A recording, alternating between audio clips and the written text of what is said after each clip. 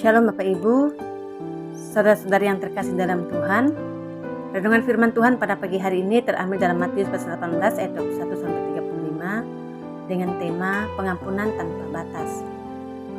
Pengampunan tanpa batas merupakan sebuah jawaban yang diberikan Yesus untuk merespon pertanyaan Petrus mengenai berapa kali harus mengampuni saudara yang bersalah kepadanya. Dalam ayat 21, Petrus datang dan berkata kepada Yesus dengan mengajukan pertanyaan demikian, "Tuhan, sampai berapa kali aku harus mengampuni saudaraku jika ia berbuat dosa terhadap aku? Sampai 7 kali?" Dalam ayat 22, Yesus menjawab pertanyaan Petrus dengan berkata kepadanya, "Bukan, aku berkata kepadamu bukan sampai 7 kali, melainkan sampai 70 kali 7 kali."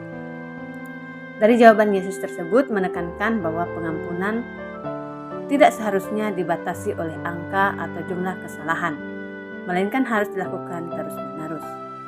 Setelah menjawab pertanyaan Petrus, kemudian Yesus menceritakan perumpamaan tentang seorang hamba yang berhutang sangat besar 10.000 talenta kepada rajanya.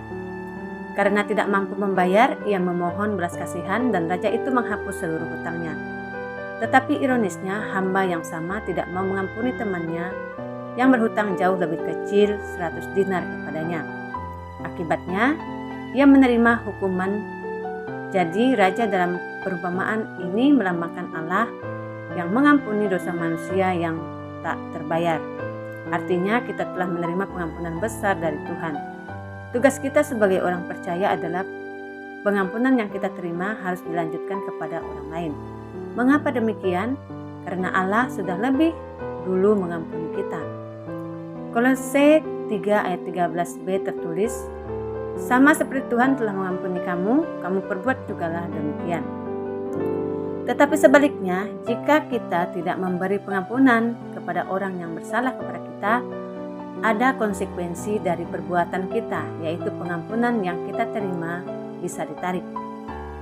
Di akhir perumpamaan, Tuhan itu menjadi marah dan menyerahkan hamba tersebut kepada algojo. Pesannya jelas, jika kita tidak mengampuni, kita juga tidak akan diampuni oleh Tuhan. Ini ditegaskan dalam ayat 34-35. Tuhan akan memperlakukan kita demikian jika kita tidak mengampuni dengan sungguh-sungguh. Dengan demikian, pengampunan adalah inti dari ajaran Yesus.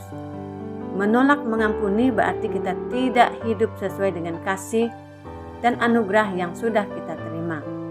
Oleh sebab itu, sebagai orang percaya, janganlah kita menjauh dari pengampunan Tuhan, sebab ketika kita menjauh dari pengampunan Tuhan, hati kita menjadi rusak oleh dendam, dan kita akan menghadapi konsekuensi rohani, yaitu penghakiman.